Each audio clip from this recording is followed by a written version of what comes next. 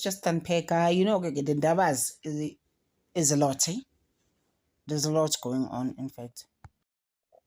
Guys, King Mrs. Zulu, Kazwelithini Zulu, made an announcement, right? Because you remember after the video that was going around, I didn't want to put that video because sometimes UIT, Uba inkinga, when it comes to things like that, you don't know for sure, will it be right now to put it to, you know? So I was just like, I don't want to be involved in this video, but I'll report on it.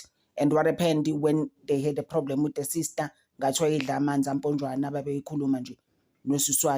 then it just escalated to other things. So he was just talking, saying, can people please stop with that video? Right? He's actually tired of it. And then akayikhethelanga ukuba inkosi, uyakhethwa abantu amakhosi amanye amadala, you know.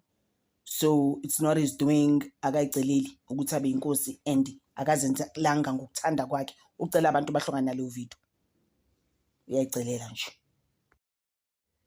And then also he was just explaining ukuthi ke futhi uyayicelela ukuthi abantu they need to stop also to escalate lento leyo ukuthi esihlalweni as a king awuyidecideli, angithi, like I said, ubekwa, like he's saying as well, put there by amanye amakhosi, akuyi ngokuthandwa ukuthi ubani othandwayo, you understand?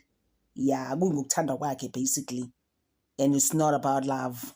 I was just like, wow, angayiceleli ukuba sesihlalweni.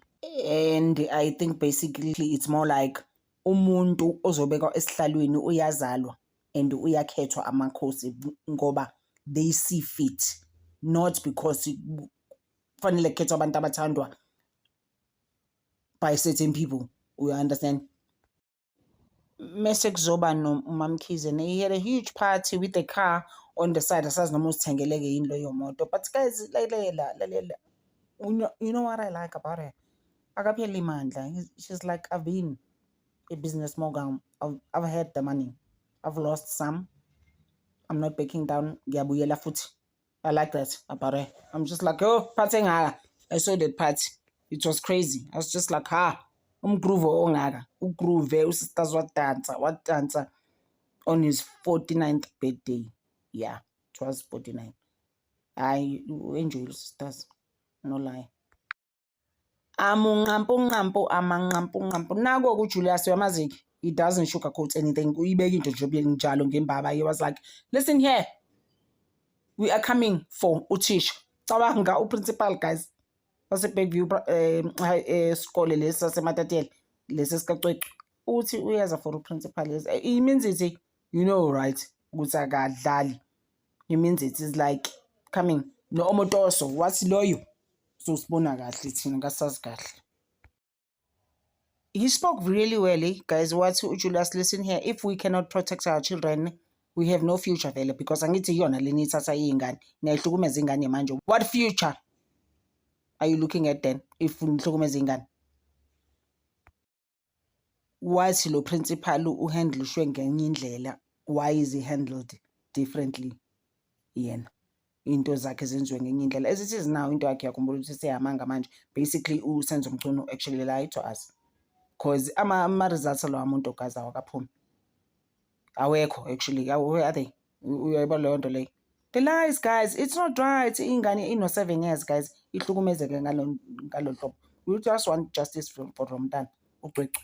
That's all we are looking for. Thina asandaba nazo zonke lezi zinto bezenza childish nezi crazy, and ngapha nangu omotoso naye ngabe uyahamba ekhaya. And uyasho uJulius ukuthi uma uright la ekhanda lakho unga dlungula ingane no 7, usu right ke nje in your head. Who even does that? Guys, ake sime lapho kancane ngeindaba. Hayi uGumbi bandla, hayi udla imali njengemali. His wedding beshada noZama, imali ebilapha, guys. It was crazy. It's just like, what? Like 4 or 5 blankets pinned with money. I'm like, wow. Sime lapho kancane, guys. Siqhubeke. Thank you so much, guys. Ngithanda over.